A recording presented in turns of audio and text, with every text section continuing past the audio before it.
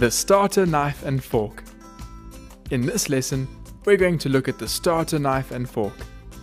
We'll be looking at their appearance and purpose, placement, where they go on the setting, and replacement cutlery, what to do if you don't have a starter knife or fork available.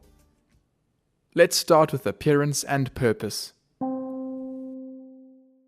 The starter knife and fork are the perfect size and shape to enjoy your starter. Generally, the dishes served during the starter course are smaller and more delicate than the main course meal, and so the starter cutlery is also smaller and lighter in weight. Because of the size, the starter knife is also often used as a butter knife on the setting. Compare the starter knife and main course knife. Notice the size difference. This is because starter dishes generally don't require heavy cutting.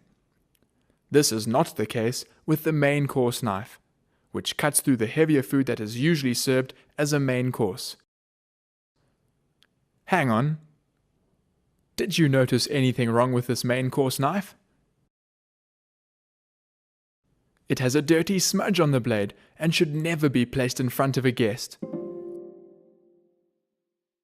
Well done if you noticed this. Moving on. With the starter fork, the same principles apply as with the starter knife. The starter fork is smaller and more dainty than the main course fork, because the starter course is usually lighter. Now let's talk about where to place them on the setting. As guests progress through their dining experience, they will use their cutlery from the outside in. So where do you think the starter cutlery will go? The starter knife and fork are placed on the outside of the main course knife and fork, because a starter comes before a main course. As you know, most people are right-handed. Now if you think about eating with a knife and fork, it's the knife that does most of the work, moving back and forth. For this reason, it's most comfortable to place the knife on the right and the fork on the left. So a rule when setting cutlery is that when a knife is paired with a fork, as they are here, the knife will always go on the right-hand side and the fork will be placed on the left-hand side. There are two ways to place forks on the setting. The way which is most common is to place it with the prongs pointing upwards. However, at some establishments they might be placed with prongs pointing down, like this. Make sure you know what the standard is at your property. So, what about guests that we notice are left-handed then? How do you think we can adjust or tailor our service for them?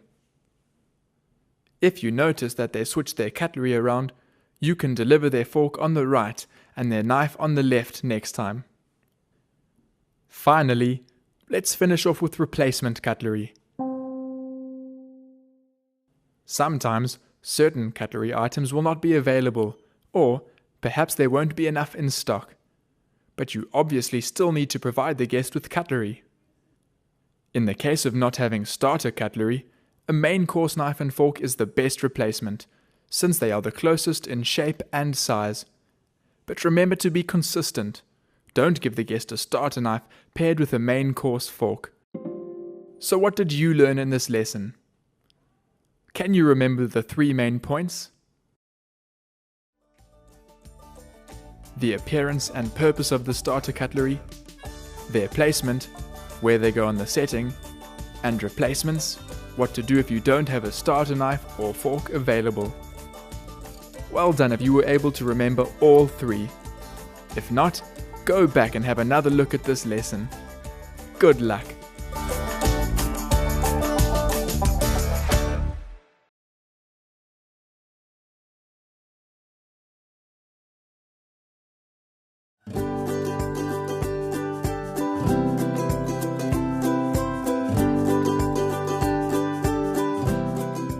The main course knife and fork. Let's take a look at the main course knife and fork, and in particular, the following points: their appearance and purpose, placement, where they go on the setting, and replacement cutlery, what to do if you don't have main course cutlery. Let's begin with appearance and purpose. The main course knife and fork are the perfect size and shape to enjoy a main meal. Generally, the main course is heavier and comes in bigger portions than the starter. This in turn requires cutlery that is slightly bigger and heavier. Have a look at this table setting. What do you notice about the main course knife and fork? The main course knife and fork are the biggest items of cutlery on the table. To show this, hold the starter knife and main course knife next to each other. The main course knife is much larger. After appearance and purpose comes placement. Can you remember the rule on where to place knives and forks when paired? When a knife and fork are paired, the knife is always placed on the right-hand side of the setting, and the fork is always placed on the left-hand side. The same is true of the main course knife and fork. The knife goes on the right-hand side and the fork on the left. They are set opposite each other with enough space to place the main course plate down in between them. Lastly, replacement cutlery. If you don't have any main course knives and forks, the best solution is to use the next biggest size of cutlery that you have available to you. This may mean that your starter knife and fork will be used for your starter and your main course. If this is the case, simply place your starter knife and fork in the positions where you would find your main course knife and fork. Remember, however, that just because the same cutlery is being used for the different courses, that new, clean cutlery still needs to be fetched and brought to the guest for the main course. Have a look at this place setting for a right-handed guest. If you remember all the points made during this lesson, you'll quickly be able to spot what's wrong with this picture. Write down what you notice.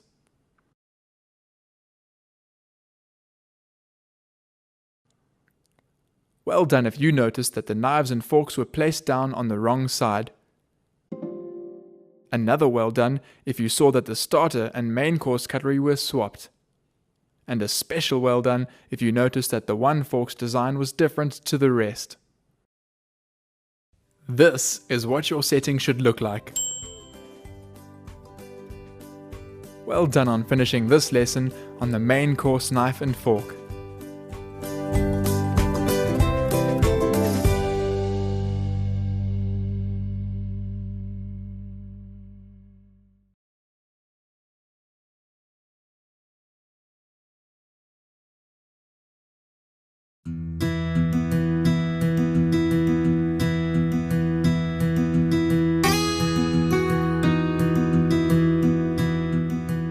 The fish knife and fork.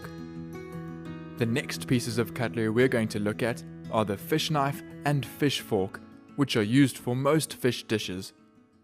We'll be looking at the appearance and purpose of fish cutlery, placement, where to place them on the setting, and replacement cutlery, what to do if you don't have fish cutlery available. As usual, let's start with appearance and purpose. As you can see, the fish knife looks slightly different to the other types of knives. It is a pointed knife with a blunt blade. This is because this knife is used to separate the delicate segments of fish, rather than actually cutting through the fish. You'll also notice that the fish knife has a pointed tip, which can be used to slip in between the skin and the flesh of the fish. While most fish dishes will be served with a fish knife, there are also exceptions.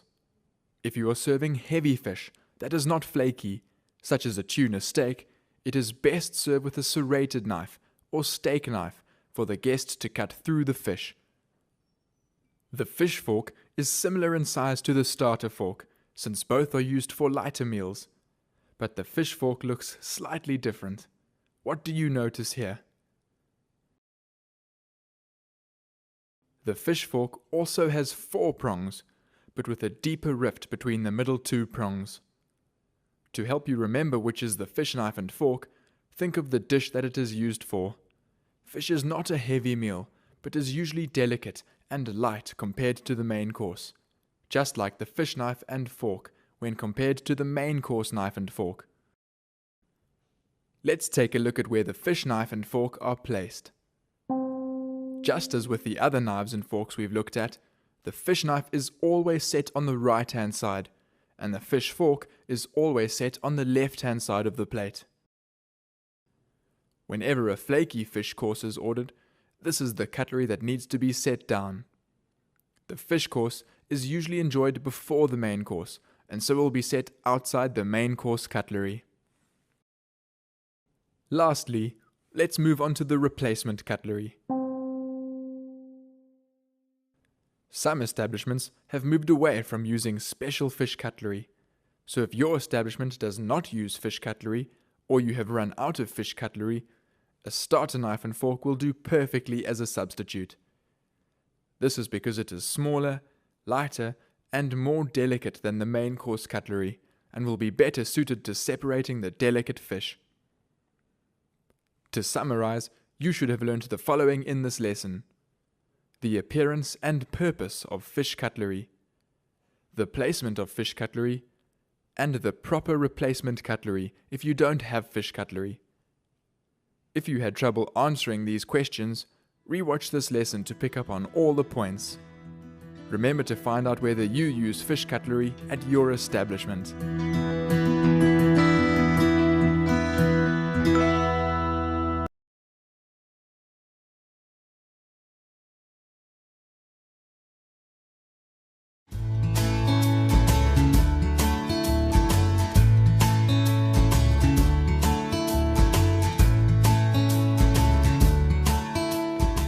The steak knife. In this lesson, we'll be learning about the following: the appearance and purpose of the steak knife, the placement of the steak knife, and the proper replacement cutlery if you don't have a steak knife. Firstly, appearance and purpose. The steak knife is used specifically for cutting steak or tougher meat dishes. This knife has a very sharp, serrated blade that is specially designed to cut through meat. This allows guests to cut through meat easily and effortlessly, rather than having to struggle with a normal knife. Can you imagine how a guest would struggle to cut through a steak with a starter knife? But a beautifully sharp steak knife guides through the meat easily. Next, placement. By now, you can probably guess where the steak knife is placed. The steak knife is used with a fork, so, just as with other knives that are paired with forks, the steak knife will always go on the right-hand side of the plate. The main course fork is often paired with the steak knife because it is similar in size and goes on the left-hand side.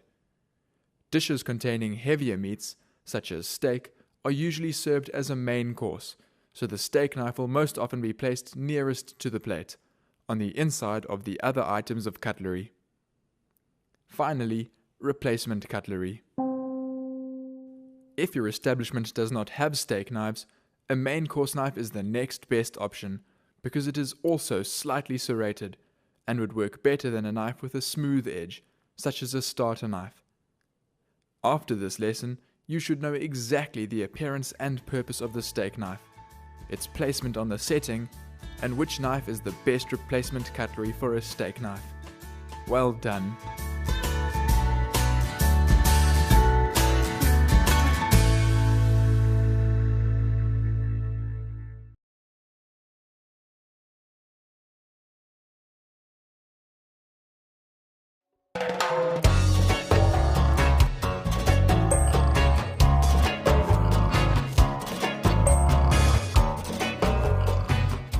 The next piece of cutlery we're going to look at is the butter knife. We'll be looking at the appearance and purpose of the butter knife, placement, where to place it on the setting, and replacement cutlery, what to do if you don't have a butter knife available. The butter knife is a small, rounded knife with a wide blade that is specifically designed for spreading butter. This is a small, dainty knife which fits neatly onto the side plate or the side of the butter dish. Hold the butter knife and the main course knife next to each other and notice the size difference. The butter knife is much smaller and shorter than the main course knife, and its wide blade is perfect for slicing and spreading butter.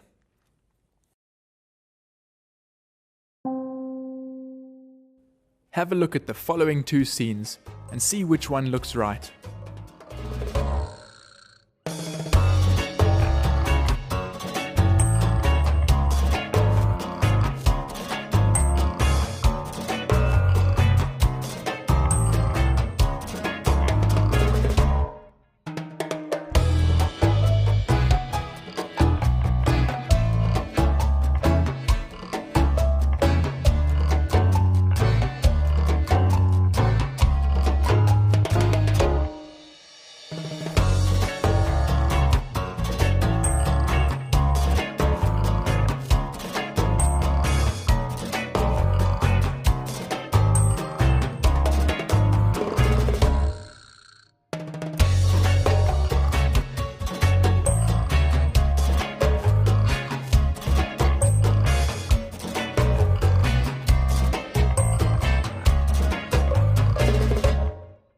Based on what you just saw, which side do you think the butter knife should be placed?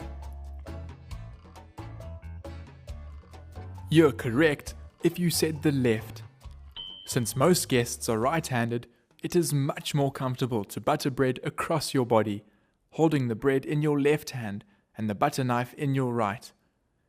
If it were set on the right, it would be awkward for the guest to move their wrist with their elbow cocked to the side, as opposed to if it were set on the left. They might even bump into another guest on the side. Some of you might have noticed that this sets the butter knife apart from all the other knives we've discussed so far. All the other knives were paired and used with forks, and so, according to the rule, were placed on the right. The butter knife, on the other hand, is used on its own, and as you saw, is much more comfortable on the left-hand side of the setting. In fact, the butter knife is the only knife ever placed on the left-hand side, so it's an easy exception to remember. The butter knife is also different in that it is placed with the blade facing away from the setting, making it easy to pick up and butter the bread.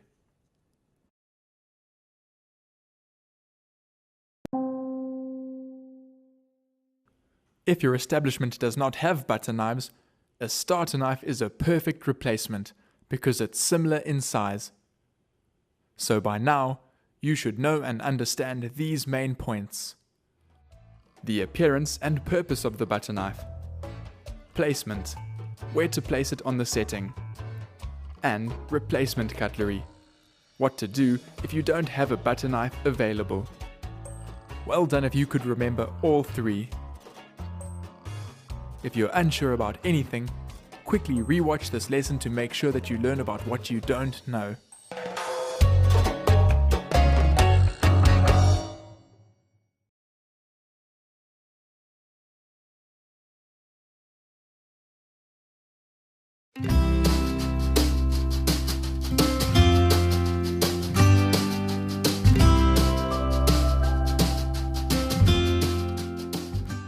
The cheese knife. In this lesson, we'll take a look at the cheese knife. We'll talk about its appearance and purpose, its placement on the setting, and as always, which replacement cutlery to use if you don't have a cheese knife. So let's start with appearance and purpose. So, which knife is it? As the name suggests, the cheese knife, this one, is used during the cheese course. You'll notice it has a rather unique shape. It has a thin, sometimes curved blade and fork-like spokes at the end of the knife. The thin blade is to finely slice the cheese, as well as any accompaniments served with the cheese, such as grapes or figs. It also has fork-like spokes at the end to pick up the slices of cheese or accompaniments and place them onto a biscuit or bread. Let's take a look at where the cheese knife is placed on the setting. When the cheese is served with bread or a cracker, the cheese knife is usually not paired with a fork, since the cheese and crackers can be eaten elegantly. On the other hand, the cheese knife is often paired with a starter fork if the cheese is enjoyed without a biscuit. As you can imagine, the guest doesn't want to stick the knife or their fingers into their mouth. Rather, the starter fork can be used. And so, because it is paired with a fork, placing the cheese knife follows the usual rule. When a knife is paired with a fork, the knife is placed on the right-hand side of the setting. Finally, replacement cutlery. If your establishment does not have cheese knives, a starter knife also works well. However, if this is the case, be sure to place a starter fork down too, because a starter knife doesn't have the prongs that the cheese knife does. This will allow the guest to pick up both cheese and preserves with the starter fork. Why do you think starter cutlery is the best substitute? The reason why starter cutlery is used as a substitute for a cheese knife is because the items are small and delicate enough to accompany a cheese course, which is generally a lighter course. So, to summarize, you now know the appearance and purpose of the cheese knife, its placement on the table setting, and which replacement cutlery to use if you don't have cheese knives at your establishment. Well done, and good luck putting your knowledge into practice.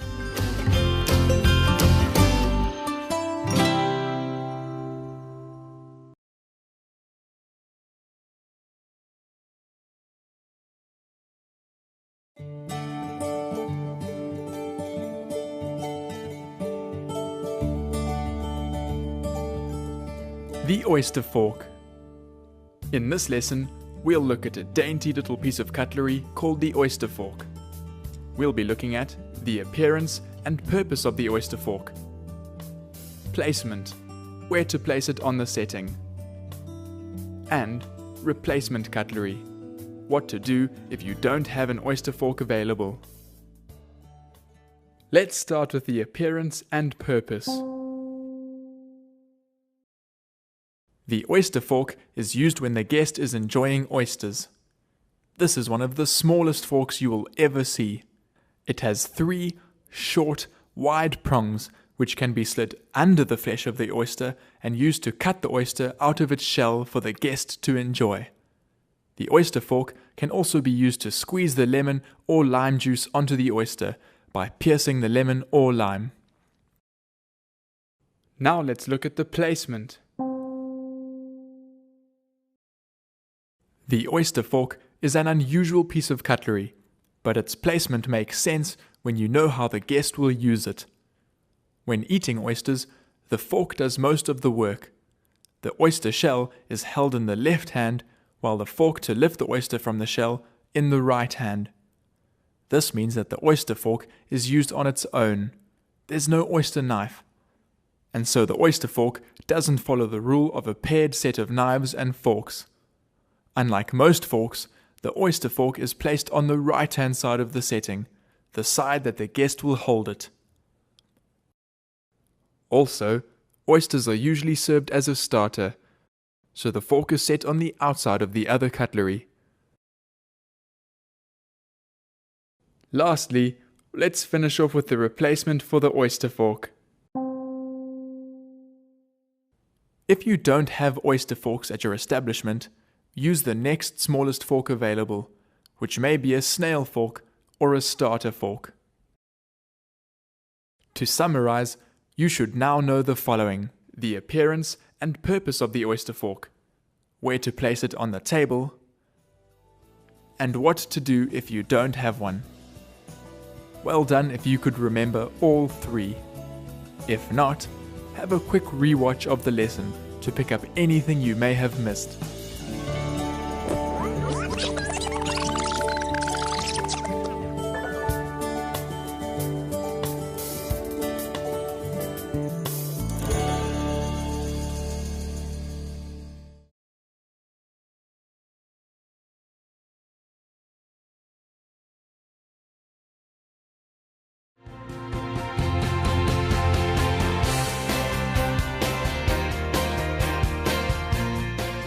The teaspoon and demi-tasse spoon. In this lesson, we'll look at the 2 smaller spoons, the teaspoon and demi-tasse spoon. We'll be looking at the appearance and purpose of these spoons, their placement, either on the setting or with the beverage, and their replacements, what to do if you don't have one of these spoons. As usual, appearance and purpose. By now, you would have noticed that there is a relationship between the size of the cutlery and the dish with which it is served. Starters are smaller and lighter and are served with cutlery that is smaller. Mains are generally heavier and more substantial, so they are served with heavier, larger pieces of cutlery. The same is true of the spoons you will use during service, as you'll see in this lesson. The demi-tasse spoon and the teaspoon are both small spoons and usually accompany beverages such as tea, coffee, or espressos. The demi-tasse spoon is the smaller of the two. So, when do you think the demi-tasse spoon should be used? The demi-tasse spoon is the smaller of the two, and so is usually used when serving espressos. The cup is smaller, and so the spoon should be too. It is also perfect for accompanying small sugar bowls or for enjoying an amuse-bouche. These dishes are also small and dainty. The teaspoon, on the other hand, is used when serving tea, coffee, and other hot beverages in standard-sized cups or mugs. For example, cappuccinos and americanos. Next, let's learn about placement. When either of these spoons are served with hot beverages, you should place them behind the cup, with the handle facing the guest's right hand. This makes it easier for the guest to pick up the spoon, rather than having to reach around the cup to reach the handle from the left. Remember how we adjusted the placement of knives and forks for a left-handed guest? Do you think something similar can be done with a teaspoon? If you thought that the handle should face to the left, well done. Lastly, let's finish off with replacement cutlery. If you don't have a demi-tasse spoon, a teaspoon is an adequate substitute. The same applies the other way around. What is important, however, is that the same sized spoon is used consistently throughout service. This means that if you must serve an espresso with a teaspoon, all the espressos must be served with a teaspoon. This way, your service will be consistent and your guests will appreciate your attention to the finest details. To check that you remember the main points of this lesson, see if you can spot anything wrong in this picture. Well done if you noticed that the tea was served with a demi-tasse spoon, which is inconsistent and incorrect if a teaspoon is available. Similarly, the espresso was served with a teaspoon when a demi-tasse spoon was available. You should know the following about the teaspoon and demi-tasse spoon: their appearance and purpose, their placement, and the correct replacement cutlery when you don't have either one of the spoons. Good luck and well done.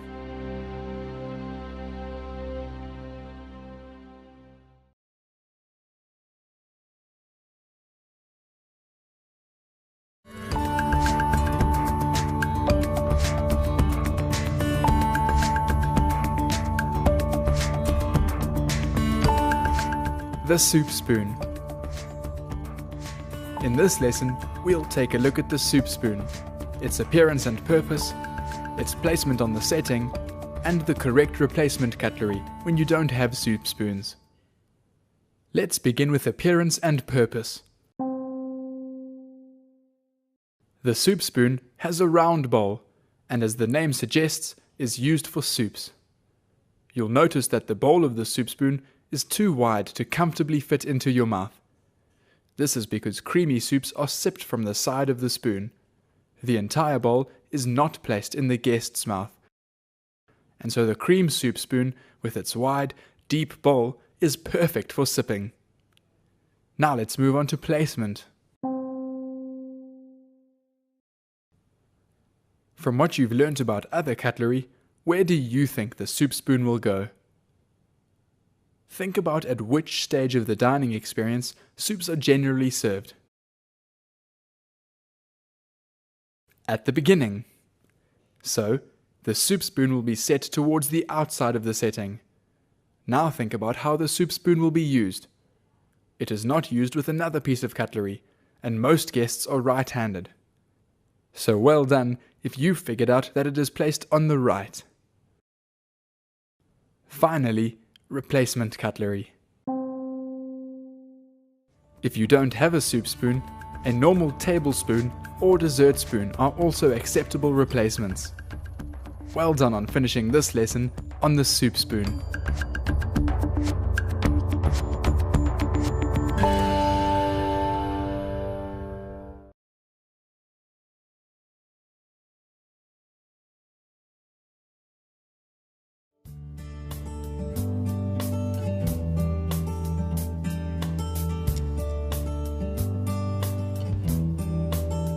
The dessert spoon and dessert fork.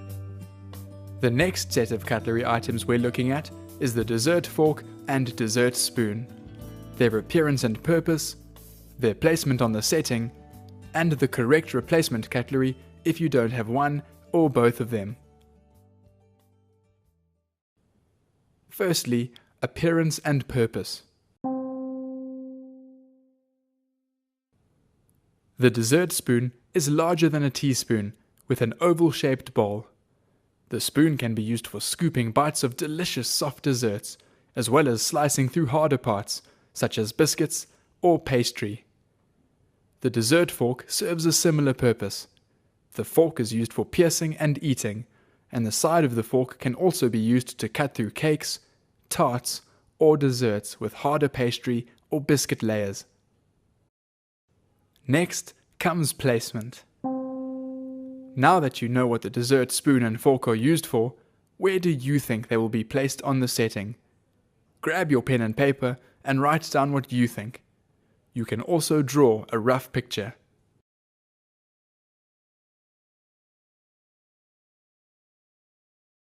If your description or picture looks like this, you're wrong. But if you thought the dessert fork will be placed on the left-hand side and the dessert spoon on the right-hand side, you're right. This is because the fork is often used to hold the dessert, while the side of the spoon is used for cutting, similar to pairing a knife and fork.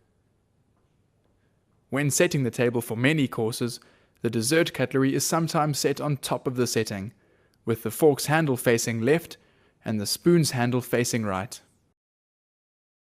By placing them in this way, they are out of the way of other cutlery used earlier in the dining experience. If this is where you place your dessert spoon and fork, be sure to pull down these pieces of cutlery to their correct positions before the dessert arrives. This means that the fork will be on the left-hand side, as usual, and the spoon, used for cutting, on the right. If the dessert which has been ordered doesn't need a dessert fork and only needs a dessert spoon, still place the spoon on the right-hand side of the setting, as you would if a dessert fork was present. This is because it is easiest for a guest to use the spoon in their right hand. Let's finish off with replacement cutlery.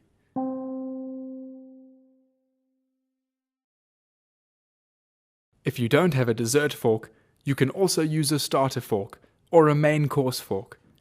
Similarly, if you don't have a dessert spoon, a soup spoon will also work. So in this lesson, you've learnt about the appearance and purpose of dessert cutlery, their placement on the setting, and what to do if you don't have either the dessert spoon or fork. Well done on working through the cutlery. If there are any pieces that you are unsure of, be sure to re-watch those lessons until you are completely cutlery confident. Good luck!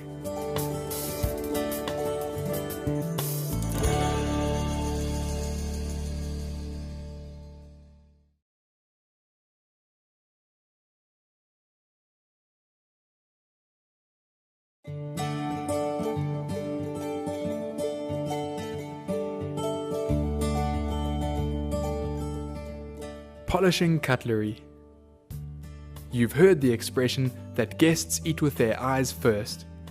Believe it or not, this doesn't start when a dish is placed in front of them.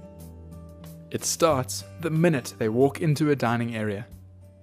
This means that if the cutlery placed on the table is dull, or even worse, dirty, they'll most likely be put off their food before even tasting it.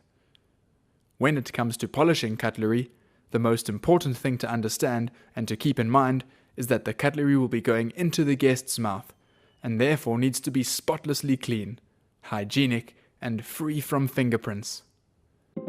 Fingerprints are proof that someone's naked fingers touched the cutlery, and immediately tell your guests that no care was taken in preparing your cutlery. So, to ensure that cutlery will be beautifully polished, there are 9 steps to follow. Step 1. Wash your hands thoroughly. Also make sure that your nails are clean. This limits bacteria or dirt being transferred from your hands to the cutlery. Step 2. Clean the surface with an all-purpose cleaner. The surface on which you will be working must be clean, so that dirt and bacteria aren't transferred from the table or counter to the cutlery. Step 3. Fetch your equipment. You'll need 2 service cloths for polishing, a lined tray to place your beautifully polished cutlery onto, a container of boiling water, and some white vinegar. Step 4. Add 1 capful of white vinegar to the boiling water. The white vinegar is what adds sparkle and shine to the cutlery. Make sure that you find out from your manager whether you use vinegar at your establishment, as it may damage some metals such as silver. Step 5. Check each piece of cutlery before you polish it. If it is dirty, send it back to the scullery. If it is damaged, broken, or in a very poor condition, take it out of your stock and tell your manager immediately. By doing this, you will make sure that the damaged item doesn't make its way onto your guest's table, but your manager will also be able to replace it as soon as possible. Step 6. Dip the cutlery into the vinegar solution. Step 7. Polish the cutlery with the service cloth. Hold the cutlery with the cloth to make sure your fingers never touch the cutlery after you have polished it. This will put your fingerprints onto the beautifully clean item of cutlery, undoing all of your careful work. You can hold the cutlery up to the light to better check for fingerprints. Step 8. Once polished, place the cutlery onto the lined tray. Remember to use a service cloth when placing the cutlery to prevent getting your fingerprints onto the item. And lastly, step 9. Store the cutlery in the appropriate, clean storage area. Remember that whenever you are carrying newly polished cutlery, it should always be carried on a tray which has been lined with a clean service cloth, whether you are packing it away or taking it out to your guests. To better remember the 9 steps, try selecting keywords from each step to remember. For example, Step 1. Wash hands. Step 2. Clean surface. Step 3. Fetch equipment. Step 4. Add vinegar. Step 5. Check damage. Step 6. Dip. Step 7. Polish. Step 8. Place. And Step 9. Store. Make sure you memorize the 9 steps before moving on to the next lesson. Good luck!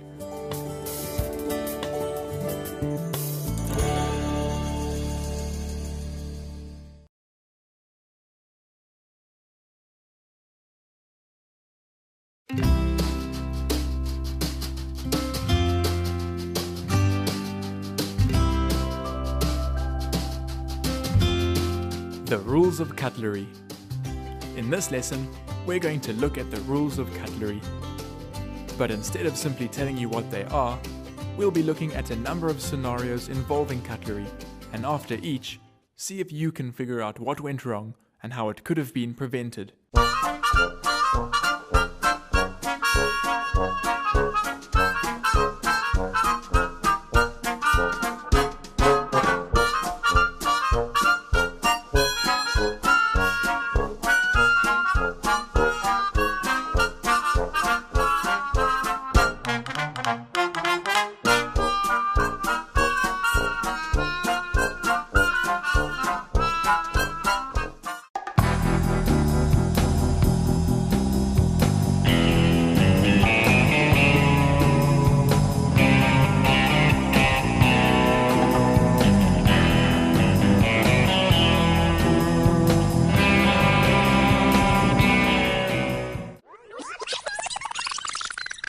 case, the waiter didn't polish enough cutlery for service.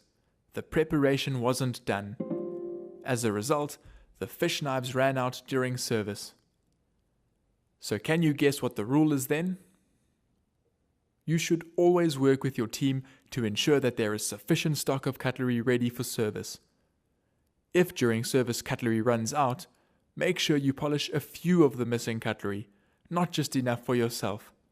So the rule is, prepare enough cutlery before service. Let's take a look at the next situation.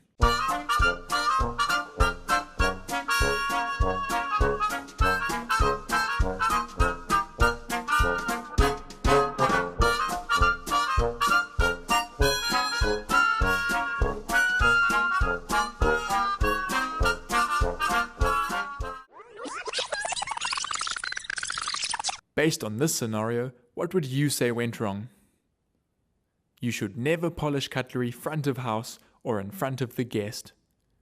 This sends the message that you didn't prepare for the guest and that you aren't thinking ahead.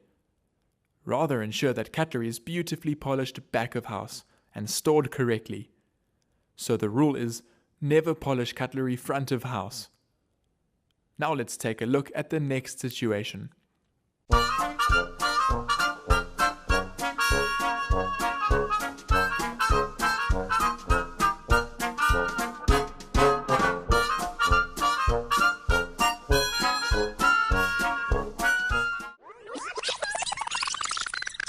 There's no use in beautifully polishing your cutlery only to make it full of fingerprints when you carry it to the table.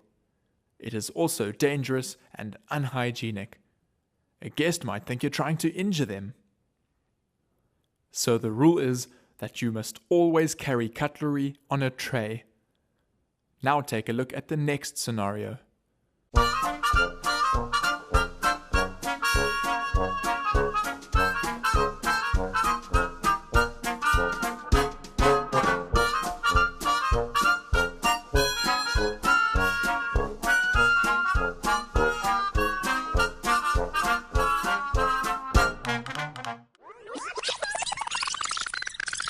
So what went wrong here? The cutlery wasn't set from the outside in. As you have seen in the lessons on each piece of cutlery, it is international convention that cutlery is set from the outside in. In other words, if the guest ordered a starter and a main course, the starter knife and fork are on the outside of the setting, and the main course knife and fork on the inside. With this system, the next set of cutlery is always readily available, and the guest doesn't get confused. So the rule is, always set cutlery from the outside in. Let's look at the next rule.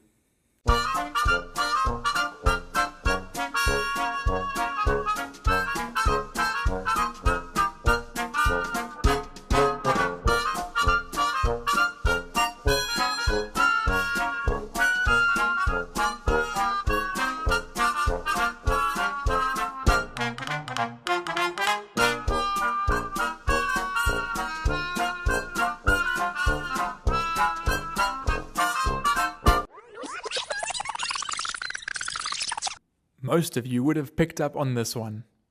The guests' food arrived, but they had no cutlery to eat with, and the food got cold.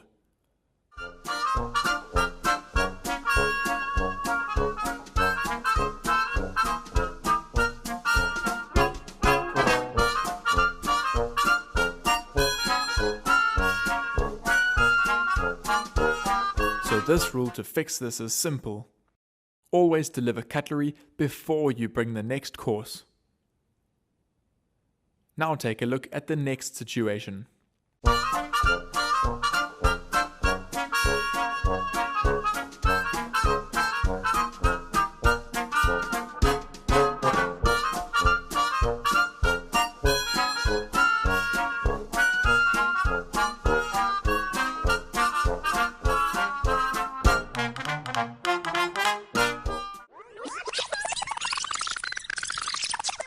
The waiter didn't place the cutlery to leave enough room for the plate.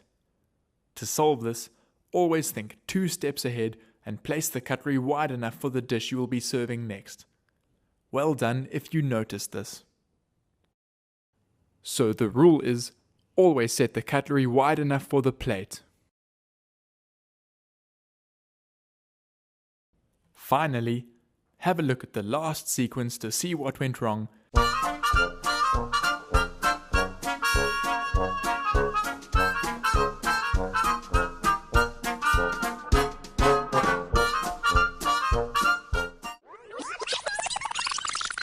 This waiter failed to secure the cutlery on the plate and swiped the plate off the table instead of removing it gracefully.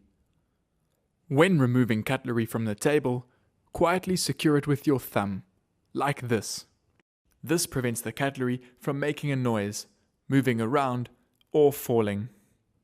So the final rule of cutlery is to always secure cutlery on the plate when clearing. So, let's recap the 7 rules of cutlery.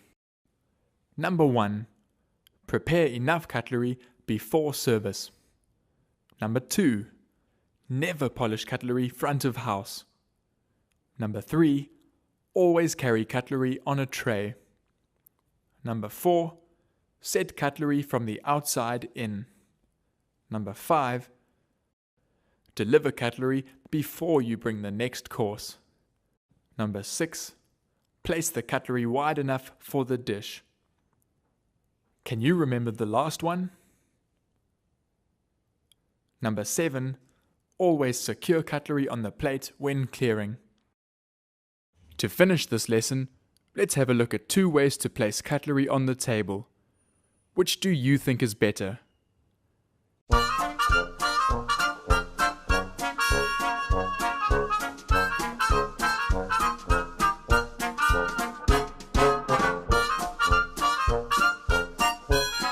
In the first example, the cutlery is placed gently and elegantly on the table.